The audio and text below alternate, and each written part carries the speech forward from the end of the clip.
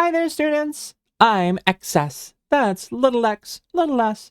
Stands for extra sweet, because that's what I am.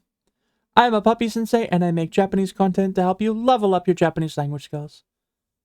For today's grammar drop, I really want to teach you a short grammatical phrase that translates to something along the lines of, it would be better to do something.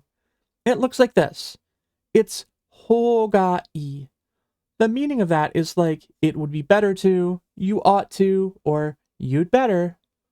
We see it in use with past tense casual verbs and with negative forms of verbs. Now, this is actually a relatively basic grammar point that is often covered pretty early on in Japanese classes. But I really want to talk about what it means, and I'd like to carefully break this one down so you can get a really good idea of what the constituent parts are. As usual with Japanese, we're going to start at the end. This E that we see at the end means good. Pretty simple. If you've been learning Japanese for any length of time at all, you probably already know that E means good. And you might also know that it comes from yoi, which is an older pronunciation of the same concept, and we still see that at work in the word yokatta. Now, moving backward, we next come to the particle ga. That's our subject marking particle. Remember, we often contrast ga and wa. It's a little bit slippery to always distinguish between wa and ga since these two particles really are similar in the way they end up getting used. Wa marks the topic of a sentence, and at the very most basic level, we see wa in our x, wa, y, des sentence constructions, while ga appears in our x ga arimasu or x ga imasu constructions. This is extremely reductive, but for the purpose of understanding what ga is doing in this construction, let's briefly define ga as marking one thing as one way, as opposed to wa, which, at least in the case of an x, y des sentence, is used in equating two things. Ga here is then working to say that something is good. Now, lastly, we have this part, whole. Sometimes you might see hoga-ii written with kanji, and sometimes not. It's interchangeable. With kanji, hoga-ii looks like this. That kanji is really versatile, like extremely versatile. One of the things that I've talked about before is that a lone kanji standing by itself can vary wildly in its meaning. And hoga-ii is an example of one of many kanji that when sitting all alone, it can be defined in a ton of ways. Let's look. All right? So there we go. This kanji can be pronounced kata or gata or whole, and it has this very long list of meanings. But for our purposes, in the case of hoga-ii, I think the best way that we can define whole would be as a method or as a choice between two things. It's basically your side of an argument. So, literally, we can define hoga-ii with some verb as doing verb is good, right? When we use hoga-ii, it's always following a verb, and we can define it as doing that verb is good. But that's a little bit too literal for our purposes, so I'd like to give you a much more standard and more comprehensible definition.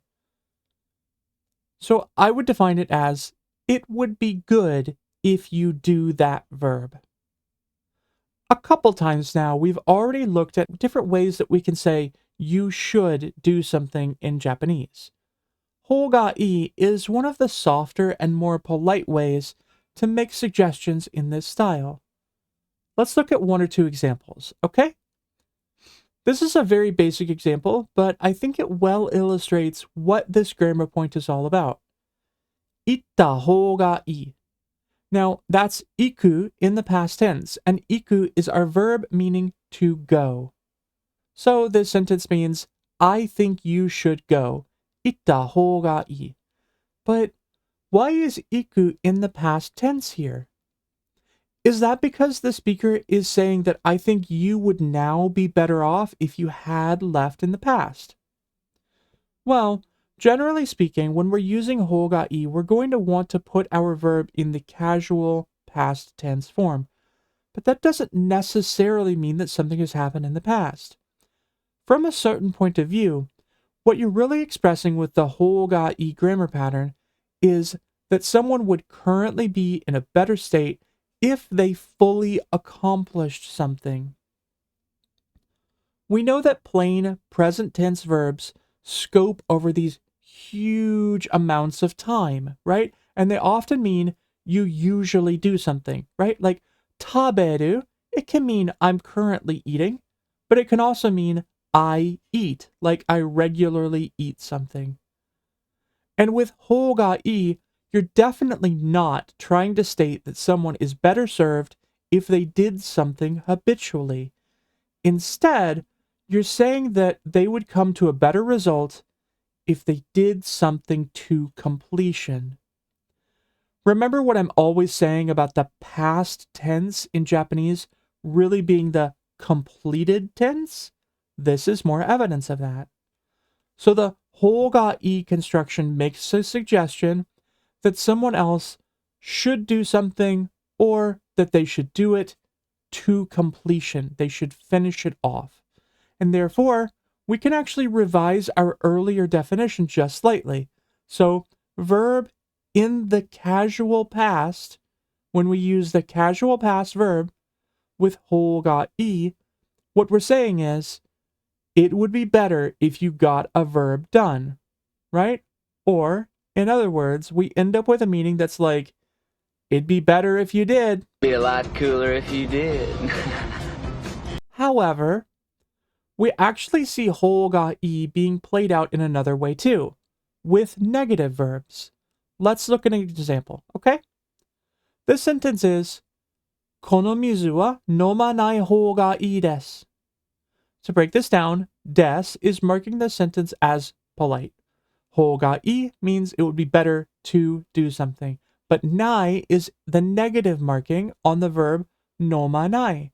飲む means to drink, so 飲まない means to not drink. And この水 means this water. And so this sentence means it would be better if you don't drink this water. Or, more casually, you should not drink this water. Maybe it's dirty or something. But let's briefly talk about the use of the negative here because I think it's really cool. When you're using 方がいい with a positive verb, we usually use it with the plain past tense. But when you're using it with a negative verb to tell someone not to do something, it's the plain present tense. And that's because of that distinction between completion and lack of completion in Japanese verb tenses.